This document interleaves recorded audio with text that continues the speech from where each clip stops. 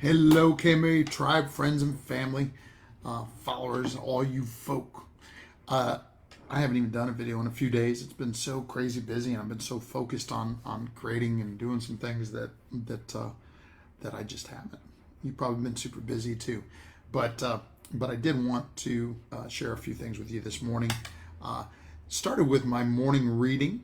I'm reading a book called Millionaire Success Habits by Dean Graziosi, and he was talking on the subject of confidence this morning and came up with some really great stuff. And then the specific revelation I want to end with was from my wife, Barbara, this morning. We have such awesome coffee times in the morning. It's generally after I've done my reading and writing. She gets up a little later than but we sit and have coffee, and often I'm already percolating on something I've read or written, and then we talk about it, or, we also, of course, talk about our business and team and objectives for the day, but she has really wise things to say. I want to share a little bit about confidence, three things, and then this revelation. And so, first, a couple things from the reading that Dean said this morning that I thought was really, really good. One was, and I shared this in my email today too, that I sent out this morning, but he talked about the fact that we talk about confidence as though it's something that people have or don't have. In fact, sometimes some people may even believe that confidence is something that you either have or don't, like you're born with it, like it's natural.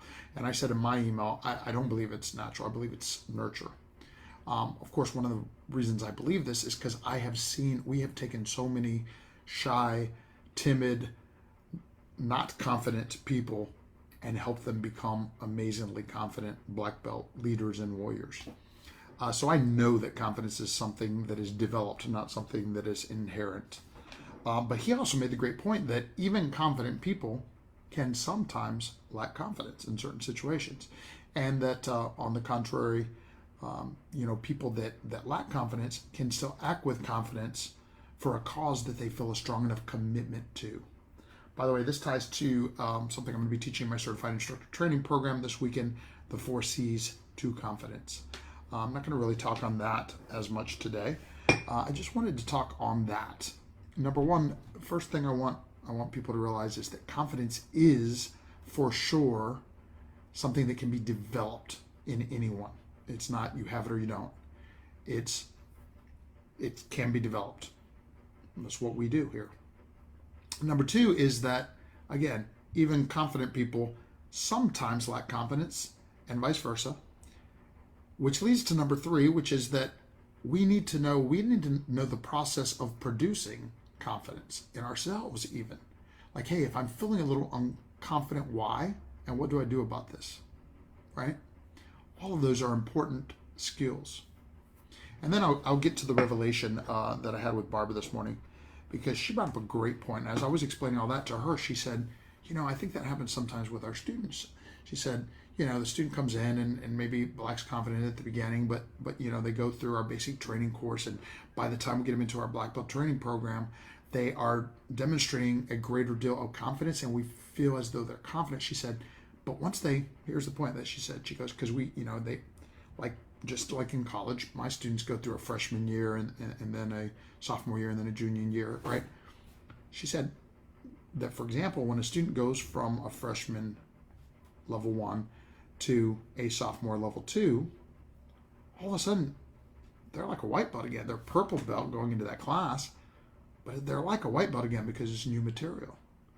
When they go from that to level 3, and as brown belts, new material again.